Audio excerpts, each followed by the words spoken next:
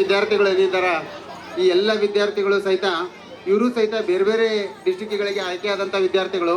ಇಲ್ಲೇನು ವಿದ್ಯಾರ್ಥಿಗಳನ್ನು ನೋಡ್ತಾ ಇದ್ದೀರಿ, ಇಲ್ಲಿ ಸುನೀಲ್ ನವೋದಯಕ್ಕೆ ಸೆಲೆಕ್ಟ್ ಆದಂಥ ವಿದ್ಯಾರ್ಥಿ, ಆಮೇಲೆ ಇಲ್ಲಿ ಸಾವಿತ್ರಿ ಅಂತೇಳಿ ಏನೋ ವಿದ್ಯಾರ್ಥಿ ನೋಡ್ತಾ ಇದ್ದೀರಿ. ಈ ಮಗು ಧಾರವಾಡ ಡಿಸ್ಟಿಕ್ಕಿಗೆ 3B ಇದ್ರೂ ಸಹಿತ ಅಲ್ಲಿ ಸೆಲೆಕ್ಟ್ ಆಗಿರಲಿಲ್ಲ. ಹೀಗಾಗಿ first round, second round, third round 3 complete ಆದಮೇಲೆ ಮಡಿಕೇರಿಗೆ ಸೆಲೆಕ್ಟ್ ಆಯ್ತು.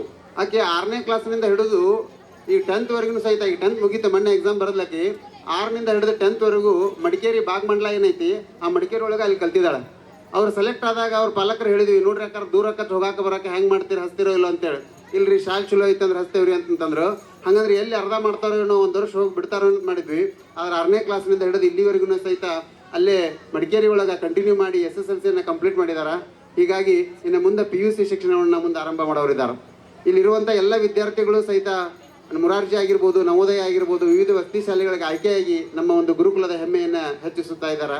ಈ ವಿದ್ಯಾರ್ಥಿಗಳಿಗೆ ಹೇಳೋದೇನು ಅಂತಂದ್ರೆ, ಇವತ್ತೇನು ನೀವು ಪ್ರಶಸ್ತಿ ಪಡ್ಕೊಳ್ತಾ ಇದ್ದೀರಿ, ಇನ್ನೊಂದು ದಿವಸ ನಿಮ್ಮ ಜೀವನದೊಳಗೆ ಒಳ್ಳೆ ದೊಡ್ಡ ಸಾಧನೆಯನ್ನು ಮಾಡಬೇಕು. ಮತ್ತೆ ಸಾಧನೆಯನ್ನು ಮಾಡಿ ಮತ್ತೆ ಈ ವೇದಿಕೆಗೆ ನೀವು ಬರಬೇಕು. ಅವಾಗ ಬಂದಾಗ ಮತ್ತೆ ನಾವು ನಿಮಗೆ ಸನ್ಮಾನ ಮಾಡುವಂಥ ಕಾರ್ಯವನ್ನು ಮಾಡಬೇಕು. ಹೀಗಾಗಿ ಈ ಕೇವಲ ಆಯ್ಕೆ ಆಗೋದಷ್ಟೇ ಅಲ್ಲ, ಮುಂದೆ ಜೀವನದೊಳಗೆ ಒಳ್ಳೆ ಸಾಧನೆ ಮಾಡಬೇಕು, ಒಳ್ಳೆ ಹುದ್ದೆಗಳನ್ನು ನೀವು ಅಲಂಕರಿಸಬೇಕು ಅಂತೇಳಿ ನಾನು ನಿಮ್ಮಲ್ಲಿ ಕೇಳ್ಕೊಳ್ತಾ ಇದ್ದೇನೆ.